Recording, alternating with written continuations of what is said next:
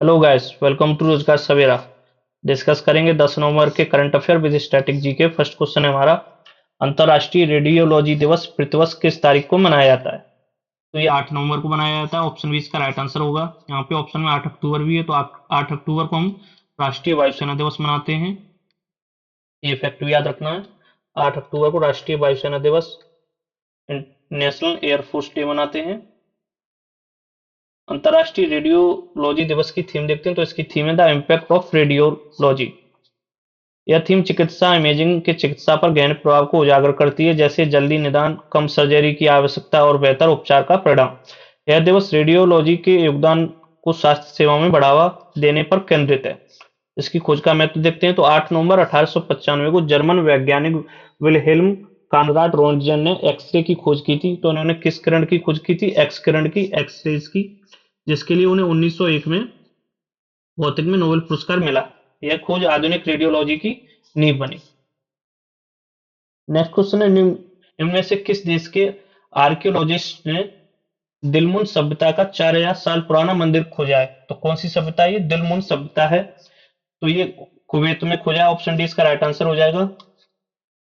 यह मंदिर कुवैत के फलका द्वीप पर, द्वीप का नाम भी याद रखना, फलका द्वीप पर टेल F16 नामक टीले पर मिला है, जो दिलमुन सभ्यता का एक प्रमुख व्यापारिक और धार्मिक केंद्र था। यह द्वीप कुवैत सिटी जो कि कुवैत की राजधानी है, से लगभग 20 किलोमीटर दूर अरब सागर में स्थित है। दिलमुन सभ्यता के बारे में जानते हैं, तो दिलमुन या जिसे तेलमुन सभ्यता भी कहते हैं, एक प्राचीन पूर्व सैमेटिक सभ्यता थी जो 3200 ईसा पूर्व से 320 ईसा पूर्व तक फली फूली। यह बहरीन, कुवैत और पूर्वी सऊदी अरब में फैली थी और मेसोपोटामिया और सिंधु घाटी सभ्यता के बीच प्रमुख व्यापारिक मध्यस्थ थी ये। तो ये मैप में आप कुवैत देख रहे हैं। कुवैत की सीमा किन किन देशों से स्पर्श होती है? तो इसकी सीमा इराक और सऊदी अरेबिया, ठीक है, इराक और सऊदी अरेबिया से इसकी सीमा स्पर्श होती है। इसके अलावा ये कहां पर स्थित है? तो पर्शियन गल्फ में स्थित है, ये फारस की खाड़ी में। और मैप में आप जब देखेंगे तो पर्शियन गल्फ, ये पर्शियन गल्फ और ये गल्फ ऑफ ओमान। तो पर्शियन गल्फ को गल्फ ऑफ ओमान से कौन जोड़ता है? यहाँ पर है हुर्मुज जल संधि। हुर्मुज जल संधि है जो कि पर्शियन गल्फ को गल्फ ऑफ ओमान से जोड़ती है। ये फैक्ट भी याद रखना है। और कुवैत की कैपिटल क्या है? तो कुवैत सिटी इसकी कैपिटल है। नेक्स्ट क्वेश्चन है, हाल ही में राष्ट्रपति द्रौपदी मुर्मू किस दो अफ्रीकी देशों की यात्रा पर गई हैं? तो ये अंगोला और बोत्सवाना की यात्रा पर गई हैं। ऑप्शन बी इसका राइट आंसर हो जाएगा। राष्ट्रपति द्रौपदी मुर्मू अफ्रीका के दो देशों अंगोला और बोत्सवाना की यात्रा पर गई। इस यात्रा का उद्देश्य द्विपक्षीय संबंधों और आर्थिक सहयोग को मजबूत करना था। अंगोला की राजधानी लुआंडा है और यहाँ की करेंसी क्या है? तो कांजा यहाँ की करेंसी है।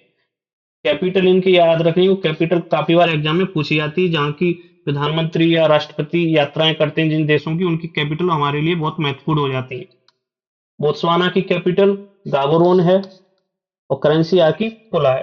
तो कैपिटल अवश्य याद रखनी है। अंगोला की राजधानी लुआंडा है और बोत्सवाना की राजधानी गाबोरोन है।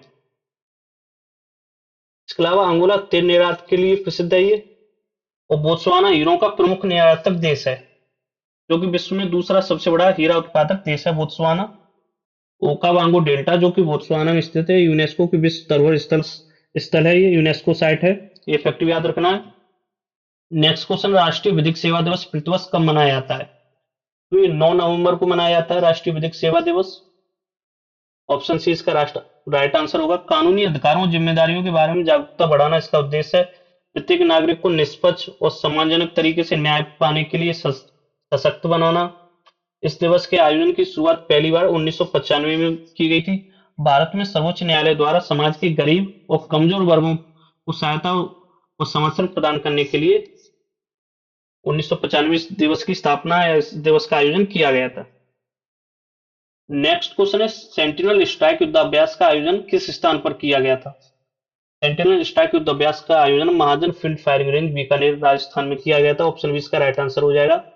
सेंटिनल स्ट्राइक युद्धाभ्यास का आयोजन राजस्थान के बीकानेर में स्थित महाजन फील्ड फायरिंग रेंज में किया गया था। इस अभ्यास का संचालन भारतीय सेना की दक्षिणी कमान द्वारा किया गया था। इसमें अटैक हेलीकॉप्टर, T-72 टैंक और लंबी दूरी तक मार करने वाली स्वदेशी हथियार प्रणालियों का उपयोग किया गया था, जो भारत की सामरिक क्षमता और लड़ाकू तैयारियों को दर्शाती है। नेक्स्ट क्वेश्चन है, गुरुदेव श्री श्री रविशंकर को वर्ष 2025 में किस सम्मान से सम्मानित किया गया है? तो उन्हें विश्व शांति और सुरक्षा नेतृत्व पुरस्कार दिया गया है। ऑप्शन सी इसका राइट आंसर होगा। इस अवार्ड का पूरा नाम, यह यह यह पुरस्कार वास्तव में 2025 में world leader for piece and security award है, जो बोस्टन ग्लोबल फोरम और एआई वर्ल्ड सोसाइटी द्वारा 3 नवंबर 2025 को हार्वर्ड यूनिवर्सिटी के फैकल्टी क्लब में प्रदान किया गया। यह 2015 में शुरू किया गया था और 10वें वर्ष का यह पुरस्कार है, जो नैतिक नेतृत्व और शांति निर्माण को मान्यता देता है। सम्मान का कारण क्या है? तो गुरुदेव को वैश्विक शांति निर्माण में संघर्ष समाधान, जैसे कोलंबिया, इराक, श्रीलंका, कश्मीर में मध्यस्थता, मानवीय सेवा और एआई युग में नैतिक प्रौद्योगिकी के योगदान के लिए सम्मानित किया गया है। आर्ट ऑफ लिविंग के फाउंडेशन के संस्थापक हैं। उन्होंने इसे कब स्थापित किया? तो 1981 में इसकी स्थापना की थी और आर्ट ऑफ लिविंग फाउंडेशन के माध्यम से 180 देशों में तनाव मुक्ति, पर्यावरण और शिक्षा कार्यक्रम चलाते हैं। नेक्स्ट क्वेश्चन है, उत्तराखंड राज्य का स्थापना दिवस प्रतिवर्ष कब मनाया जाता है? तो मोस्ट इंपोर्टेंट क्वेश्चन है आज का ये। 9 नवंबर को मनाया जाता है। सन 2000 में 3 भारतीय राज्यों की स्थापना की गई थी। वो कई बार परीक्षा में पूछे जाते हैं। 1 नवंबर, 9 नवंबर और 15 नवंबर। 1 नवंबर को छत्तीसगढ़ की स्थापना की गई, जो कि भारत का 26वां राज्य बना। ये मध्य प्रदेश से अलग होकर बना था। 9 नवंबर को उत्तराखंड की स्थापना की गई, जो कि भारत का 27वां राज्य बना। ये उत्तर प्रदेश से अलग होकर बना था। 15 नवंबर को झारखंड की स्थापना की गई, जो कि बिहार से अलग होकर बना था। ये भारत का 28वां राज्य बना। इनके क्रम भी पूछे जाते हैं और इनकी स्थापना दिवस भी पूछे जाते हैं। तो वर्ष 2000 में इसी दिन 9 नवंबर को उत्तर प्रदेश पुनर्गठन अधिनियम 2000 के तहत उत्तर प्रदेश के पर्वतीय क्षेत्रों को पृथक कर उत्तराखंड राज्य का गठन किया गया, जो भारत का 27वां राज्य बना। उत्तराखंड में कुल 13 जिले हैं, जिन्हें 2 मंडलों गढ़वाल मंडल और कुमाऊं मंडल में विभाजित किया गया है। प्रारंभ में इसका नाम उत्तरांचल था। ठीक है, पहले से उत्तरांचल के नाम से जानते थे, लेकिन बाद में 2007 में इसका नाम बदलकर उत्तराखंड कर दिया गया। उत्तराखंड की शीतकालीन राजधानी देहरादून है और यहाँ की ग्रीष्मकालीन राजधानी गैरसैंण है। उत्तराखंड हाईकोर्ट कहाँ स्थित है? तो नैनीताल में स्थित है। ये फैक्ट भी याद रखना है। उत्तराखंड हाईकोर्ट ना देहरादून में स्थित है ना गैरसैंण में, बल्कि उत्तराखंड हाईकोर्ट नैनीताल में स्थित है। वर्तमान में यहाँ के मुख्यमंत्री श्री पुष्कर सिंह धामी है और यहाँ के राज्यपाल लेफ्टिनेंट गुरमीत सिंह हैं। लेफ्टिनेंट जनरल गुरमीत सिंह यहाँ के वर्तमान में राज्यपाल हैं। नेक्स्ट क्वेश्चन, सुपर टाइफून पंगवोंग के कारण किस देश ने 9 लाख से अधिक लोगों को सुरक्षित स्थानों पर पहुंचाया है? तो फिलीपींस में आया है। ऑप्शन बी इसका राइट आंसर होगा। फिलीपींस ने सुपर टाइफून पंगवोंग के मुख्य द्वीप कौन से द्वीप पर आया? तो लुजोन द्वीप पे ये टकराया। लुजोन द्वीप से टकराया। टकराने की आशंका के चलते लगभग 10 लाख लोगों को निकाला गया है। पंगवोंग एक सुपर टाइफून के रूप में वर्गीकृत किया गया। सुपर टाइफून उस उष्णकटिबंधीय चक्रवात को कहा जाता है जिसकी निरंतर हवा की गति 185 किलोमीटर प्रति घंटा से अधिक होती है। इसके प्रभावित क्षेत्र, इस तूफान ने मुख्य रूप से फिलीपींस को प्रभावित किया है, विशेषकर देश के पूर्वी उत्तरी क्षेत्रों में, मुख्य रूप से लुजोन द्वीप। लुजोन द्वीप पर ही फिलीपींस की कैपिटल मनीला स्थित है, जहां पे एशियन डेवलपमेंट बैंक का हेडक्वार्टर है। इसका नामकरण देखते हो, फुंगवोंग का नाम चीन द्वारा दिया गया है, जिसका अर्थ है फिनिक्स में एक पौराणिक पवित्र पक्षी। और फिलीपींस में इसका उपनाम क्या दिया गया है? तो फिलीपींस में इसे उवान नाम दिया गया। ये मैप में फिलीपींस है। फिलीपींस जो कि साउथ चाइना सी में स्थित है। साउथ चाइना सी, फिलीपींस सी, ये इधर है और ये इसकी राजधानी है मनीला, जो कि लुजोन द्वीप पर ही स्थित है। और मनीला में अंतर्राष्ट्रीय चावल अनुसंधान संस्थान केंद्र भी है। अंतर्राष्ट्रीय चावल अनुसंधान केंद्र भी यहाँ पर स्थित है। इसके अलावा एशियन डेवलपमेंट बैंक का भी हेडक्वार्टर मनीला में स्थित है। नेक्स्ट क्वेश्चन है, भारतीय वायुसेना की पूर्वी वायु कमान ने अपनी 93वीं वर्षगांठ मनाने के लिए किस शहर में पहला पूर्ण पैमाने का वायु शो आयोजित किया है? तो ये गुवाहाटी में किया, ऑप्शन सी इसका राइट आंसर हो जाएगा। भारतीय वायुसेना की 93वीं वर्षगांठ के अवसर पर पूर्वी वायुसेना ने गुवाहाटी में अपना पूर्व पैमाने का एयर शो आयोजित किया है। और भारतीय वायुसेना दिवस कब मनाती है? तो ये भारतीय वायुसेना दिवस 8 अक्टूबर को मनाया जाता है। और राष्ट्रीय नौसेना दिवस यानी नेशनल नेवी डे 4 दिसंबर को मनाते हैं। ये दिवस भी याद रखने हैं, नेवी डे है, नेशनल नेवी डे। और राष्ट्रीय थल सेना दिवस इंडियन आर्मी डे, ये 15 जनवरी को मनाते हैं। तो ये इसी क्रम में याद रखने हैं। 15 जनवरी को थल सेना दिवस, 8 अक्टूबर को वायुसेना दिवस और 4 दिसंबर को नौसेना दिवस। नेक्स्ट क्वेश्चन है, किस राज्य ने हाल ही में कारखाना संशोधन विधेयक 2024 लागू किया है? तो ये उत्तर प्रदेश ने लागू किया, ऑप्शन इसका राइट आंसर हो जाएगा। नवंबर 2025 में लागू किया गया है, जबकि विधेयक 2024 में आया था ये। तो इस संशोधन ने राज्य सरकार को कारखानों में दैनिक काम अधिकतम घंटों को 9 घंटे से बढ़ाकर 12 घंटे तक करने की अनुमति दी है। इसमें साप्ताहिक कार्य की सीमा भी है। जैसे हालांकि दैनिक घंटे तो इसमें बढ़ाए गए, 9 घंटे से 12 घंटे किए गए, लेकिन एक सप्ताह में कुल काम के घंटे अधिकतम 48 घंटे ही रहेंगे। जो ये पहले 48 घंटे थे वही रहेंगे। 12 घंटे की दैनिक वाली शिफ्ट वाले श्रमिकों की सप्ताह में 3 दिन की छुट्टी का प्रावधान रहेगा। महिलाओं के लिए नाइट शिफ्ट है, इसमें महिलाओं को अब उनकी लिखित सहमति और उचित सुरक्षा और स्वास्थ्य शर्तों के पालन के साथ कारखानों में रात की पाली शाम 7 बजे से सुबह 6 बजे के बीच में भी काम करने की अनुमति होगी। इसका उद्देश्य क्या है? तो इस अधिनियम का उद्देश्य औद्योगिक विकास में तेजी लाना, उत्पादन क्षमता बढ़ाना और राज्य में निवेश के लिए अधिक अनुकूल माहौल बनाना है। उत्तर प्रदेश भारत का सबसे अधिक आबादी वाला राज्य है। इसके अलावा क्षेत्रफल की दृष्टि से भारत का चौथा सबसे बड़ा राज्य है एरिया में। और प्रथम 3 राज्य कौन से हो जाएंगे? तो क्षेत्रफल की दृष्टि से सबसे बड़ा राज्य राजस्थान है, दूसरे नंबर पे एमपी है और तीसरे नंबर पर महाराष्ट्र है और फोर्थ पे यूपी है। उत्तर प्रदेश की राजधानी लखनऊ है, जो कि आंशिक रूप से 1921 में इसकी राजधानी बनी और पूर्ण रूप से इसकी राजधानी है 1935 में बनी। उत्तर प्रदेश का हाईकोर्ट इलाहाबाद हाईकोर्ट है, जिसकी स्थापना 1866 में हुई थी। यह भारत का चौथा हाईकोर्ट था।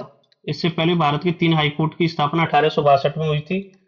1862 में भारत में कलकत्ता हाईकोर्ट की स्थापना हुई, उसके बाद मद्रास हाईकोर्ट और बॉम्बे हाईकोर्ट की स्थापना 1862 में हुई थी और 1866 में भारत के चौथे उच्च न्यायालय की स्थापना इलाहाबाद में हुई। और इसकी प्रधान पीठ खंडपीठ इसकी लखनऊ में स्थित है। उत्तर प्रदेश का गठन 24 जनवरी 1950 को किया गया था, इसीलिए 24 जनवरी को उत्तर प्रदेश स्थापना दिवस भी मनाया जाता है। उत्तर प्रदेश स्थापना दिवस की घोषणा 2017 में की गई थी, जबकि उत्तर प्रदेश स्थापना दिवस पहली बार कब मनाया गया? तो 2018 में ये पहली बार मनाया गया उत्तर प्रदेश स्थापना दिवस। इसका पूर्वी नाम, तो इसका पहले पुराना नाम क्या था? यूनाइटेड प्रोविंस इसका पुराना नाम था। उत्तर प्रदेश में भारत में सबसे अधिक जिले हैं, इसमें 75 डिस्ट्रिक्ट हैं। उसमें उत्तर प्रदेश में सबसे अधिक लोकसभा सदस्यों की संख्या, सबसे अधिक राज्यसभा सदस्यों की संख्या और सर्वाधिक विधानसभा सीट्स भी उत्तर प्रदेश में ही है। उत्तर प्रदेश का सबसे बड़ा जिला लक्ष्मीपुर खीरी है, जो कि नेपाल बॉर्डर पर है। उत्तर प्रदेश का सबसे छोटा जिला है वो हापुड़ है। और सबसे अधिक जनसंख्या वाला उत्तर प्रदेश का जिला प्रयागराज है और सबसे कम जनसंख्या वाला जिला उत्तर प्रदेश का श्रावस्ती है। इसके अलावा श्रावस्ती की सबसे कम साक्षरता दर भी, उत्तर प्रदेश की सबसे कम साक्षरता दर वाला जिला भी श्रावस्ती है। उत्तर प्रदेश के वर्तमान मुख्यमंत्री योगी आदित्यनाथ हैं, वर्तमान में राज्यपाल आनंदीबेन पटेल हैं। उत्तर प्रदेश का राज्य वृक्ष अशोक है और राज्य पशु बारहसिंगा है और राज्य पक्षी सारस है और राज्य फूल पलाश है, जिसे कि फ्लेम ऑफ द फॉरेस्ट भी कहते हैं। राज्य खेल हॉकी है और उत्तर प्रदेश में ही हॉकी के महान जादूगर खिलाड़ी मेजर ध्यानचंद का जन्म उत्तर प्रदेश के प्रयागराज में हुआ था। ये क्वेश्चन कई बार पूछा गया है कि मेजर ध्यानचंद का जन्म कहाँ हुआ था, तो प्रयागराज में।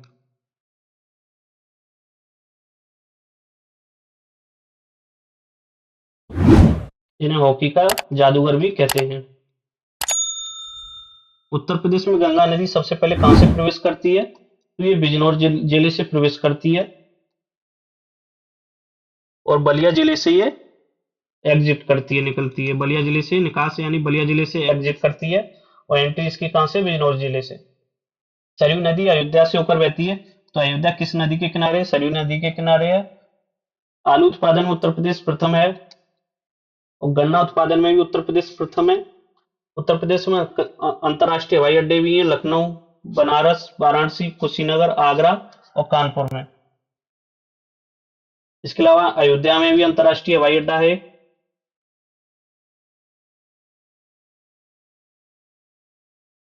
देश का पहला डिफेंस कॉरिडोर उत्तर प्रदेश के 6 जिलों में बन रहा है: लखनऊ, कानपुर, आगरा, अलीगढ़, झांसी, चित्रकूट।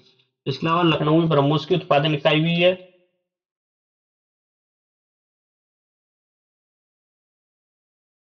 ब्रह्मोस की उत्पादन इकाई कहां पर है? लखनऊ में। उत्तर प्रदेश में प्रातःस्थान सारनाथ है वाराणसी में, जहां बुद्ध ने अपना पहला उपदेश दिया था, वो उत्तर प्रदेश में ही स्थित है। और अयोध्या में भगवान श्री राम का जन्म स्थान है। इसके अलावा मथुरा भी है उत्तर प्रदेश में, जहां भगवान श्री कृष्ण का जन्म स्थान है। कुशीनगर भगवान बुद्ध का महापरिनिर्वाण स्थल है और कुशीनगर में अंतर्राष्ट्रीय हवाई अड्डा भी है। इसके अलावा उत्तर प्रदेश की सीमा देखते हो तो उत्तर प्रदेश की सीमा हिमाचल प्रदेश, सहारनपुर है यहाँ पे हिमाचल प्रदेश से इसकी सीमा स्पर्श होती है। उत्तर प्रदेश की सीमा हिमाचल प्रदेश, हरियाणा, राजस्थान, मध्य प्रदेश, सर्वाधिक सीमा इसकी मध्य प्रदेश से स्पर्श होती है। छत्तीसगढ़, झारखंड और बिहार, और इसकी अंतर्राष्ट्रीय सीमा नेपाल से स्पर्श होती है। इसके अलावा इसकी सीमा उत्तराखंड से भी स्पर्श होती है। नेपाल से इसकी सीमा लगभग 600 किलोमीटर स्पर्श होती है।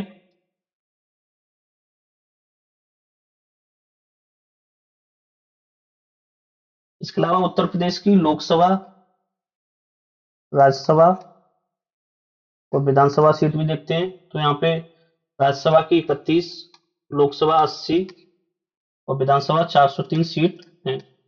ये फैक्ट भी याद रखना है।